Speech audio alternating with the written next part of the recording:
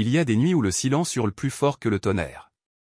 Cette nuit-là, sous une pluie battante, Héloïse courait sans savoir d'où venait sa peur. Ses pas résonnaient sur les pavés comme le tambour d'un cœur affolé, et chaque ombre, chaque reflet de lumière semblait vouloir l'avaler. Tout ce qu'elle savait, c'était qu'elle devait fuir. Elle n'avait ni plan ni refuge, seulement un secret trop lourd pour être confié, trop brûlant pour être oublié. Les souvenirs de la veille revenaient en éclairs douloureux, des mots murmurés dans le noir, une vérité qui ne devait jamais voir le jour, et cette silhouette dans le miroir, comme une menace silencieuse. Le vent glaçait sa peau, mais c'était la peur qui paralysait ses membres. Héloïse n'était pas une héroïne, encore moins une aventurière. C'était une jeune femme ordinaire, jetée dans une histoire qui la dépassait. Pourtant, quelque part au fond de son âme, une flamme refusait de s'éteindre. Elle s'arrêta sous le porche d'une maison abandonnée, reprenant son souffle. Les battements de son cœur formaient une mélodie folle, un rythme de survie. Dans la pénombre, ses yeux croisèrent ceux d'un inconnu. Était-il un allié ou le pire des ennemis? Et dans ce bref instant suspendu, Héloïse comprit qu'elle ne pouvait plus reculer. Le destin qu'elle fuyait la rattrapait. À partir de ce moment, chaque seconde serait une bataille. Et cette nuit n'était que le commencement. Merci d'être ici, à écouter cette histoire qui, je vous le promets, va vous emporter loin, très loin, au-delà des frontières du quotidien. Avant que l'aventure ne continue, j'ai une petite demande à vous faire, si vous aimez ce genre de récit intense, où chaque mot porte un morceau de l'âme, prenez une seconde pour vous abonner à cette chaîne. Cliquez sur j'aime, et surtout, laissez-moi un commentaire en me disant de quel pays et quelle ville vous nous regardez. Car au fond, cette histoire, c'est aussi la vôtre. Peut-être qu'en Héloïse, vous reconnaîtrez un fragment de vous-même, cette part de doute, de courage, cette lutte silencieuse qu'on mène quand personne ne regarde. Peut-être qu'à travers elle, vous trouverez la force d'affronter vos propres ombres. Imaginez que nous formons une grande communauté, reliée non pas par la géographie mais par les émotions. À chaque like, à chaque partage, c'est un peu plus de lumière qu'on allume pour que ces histoires continuent à vivre, à toucher d'autres cœurs. Et chaque commentaire est comme une voix qui s'ajoute à ce cœur invisible. Alors avant de plonger plus loin, je vous invite vraiment à cliquer, à commenter, à partager. Parce qu'ensemble, on peut faire grandir cette aventure, chapitre après chapitre, émotion après émotion. Êtes-vous prêts? Bien. Allons-y. Le lendemain matin, Héloïse se réveilla dans un lit inconnu. Les draps avaient une odeur de lavande, le plafond était fissuré par endroits, et une lumière douce filtrait à travers les volets entr'ouverts. Elle se redressa, le cœur battant. Tout lui revenait, la course dans la nuit, l'inconnu qu'elle avait croisé, et ce silence entre eux, plus lourd que 1000 mots. Une porte grinça. L'homme entra. Grand, le regard grave, une cicatrice traversant sa joue gauche. Il s'appelait Gabriel. Sans dire un mot, il posa sur la table un bol de café fumant. « Pourquoi m'as-tu suivi » demanda-t-elle, la voix tremblante. Gabriel soutint son regard sans ciller. « Parce que tu portes quelque chose qu'ils veulent. Et parce que je sais ce que c'est. » Héloïse sentit ses jambes faiblir. Comment pouvait-il savoir? Elle-même ne comprenait pas encore ce qu'elle avait découvert, seulement qu'il s'agissait d'un secret dangereux.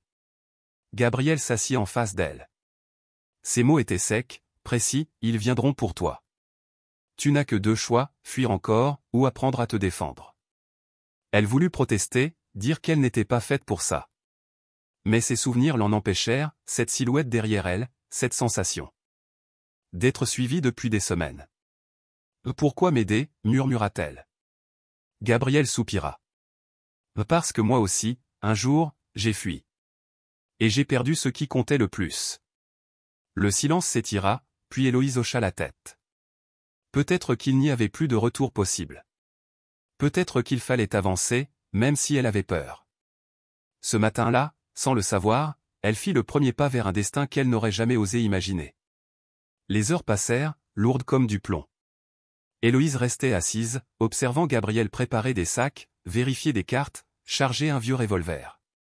Chaque geste semblait chargé d'histoire. Elle se sentait étrangère dans ce décor, comme une pièce mal ajustée d'un puzzle qu'elle ne comprenait pas encore. Pourtant, au fond, quelque chose lui disait qu'elle n'était plus la même depuis cette nuit. « Dis-moi ce que tu sais » demanda-t-elle, la voix à peine audible. Gabriel s'arrêta, la fixa longuement, puis soupira. « Ils ne veulent pas seulement te faire taire. Ce que tu sais peut détruire bien plus qu'une réputation. Ces mots résonnèrent comme un glas. Héloïse comprit que ce n'était pas seulement sa vie qui était en jeu, mais peut-être quelque chose de bien plus vaste. Ils quittèrent la maison au crépuscule, longeant des ruelles désertes. Chaque pas était accompagné d'un écho, comme un avertissement. Dans le sac d'Héloïse, un simple carnet, mais dont les pages pouvaient tout faire basculer. Ils atteignirent un vieux hangar. À l'intérieur, un groupe les attendait. Des regards méfiants, des visages marqués par la fatigue et la peur. Gabriel murmura, « Fais leur confiance, ils sont comme nous. » Héloïse se sentait nue sous ses yeux inconnus. Mais elle vit aussi autre chose, une lueur de détermination, une force née du désespoir. Une femme s'avança. « Je suis Sophia, dit-elle. On va t'apprendre à disparaître, à te défendre, et surtout, à te souvenir. » Héloïse comprit alors qu'elle entrait dans une guerre dont elle ignorait encore les règles. Mais pour la première fois, elle n'était plus seule. Et au fond de son regard, la peur laissait lentement place à une étincelle nouvelle, celle de l'espoir. Les jours suivants furent un tourbillon. Entraînement physique, exercices mentaux, codes secrets à mémoriser. Héloïse découvrait des parties d'elle-même qu'elle ne soupçonnait pas. Sophia lui montra comment se défendre avec un simple stylo. Gabriel lui enseigna à mentir sans trembler, à observer sans être vu. Mais la nuit, quand tout s'apaisait, la peur revenait. Les souvenirs de sa vie d'avant, ses rires, ses amis, sa famille semblaient appartenir à une autre existence. Un soir, assise sous un ciel étoilé, Héloïse demanda à Gabriel, « Et si je n'y arrive pas ?» Il posa une main sur son épaule. « Alors tu tomberas. Mais tu te relèveras. » Ces mots résonnèrent en elle comme une promesse. Peut-être qu'elle ne pouvait pas tout contrôler, mais elle pouvait choisir de continuer. Le lendemain, Sophia la mena dans un endroit secret, une pièce remplie de dossiers, de photos et d'archives. « Regarde, dit-elle. Ce qu'il cache est plus grand que toi, que moi. Mais toi seul peux le révéler. » Héloïse feuilleta les dossiers, le cœur serré. Des noms, des dates, des preuves.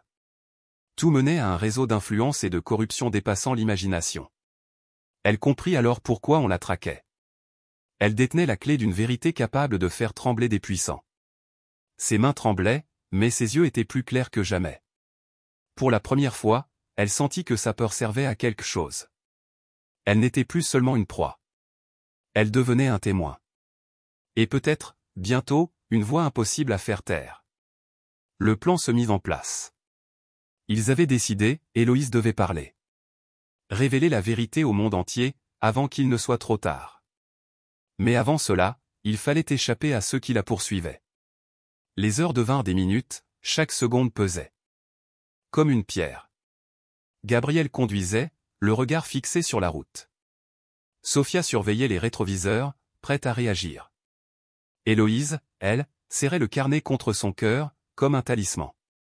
Soudain, des phares surgirent derrière eux. Une voiture noire, rapide, menaçante. La course commença, haletante, violente, sans retour possible. Le vent hurlait contre les vitres, les pneus grinçaient sur l'asphalte. Dans ce chaos, Héloïse sentit pourtant une étrange clarté. Elle savait ce qu'elle devait faire. Gabriel bifurqua brusquement, la voiture bondit sur un chemin de terre. Derrière eux, les poursuivants hésitèrent, puis suivirent. « Vas-y » cria Sophia. Héloïse ouvrit la portière, sauta du véhicule en marche, roula dans la poussière. Le carnet toujours serré contre elle.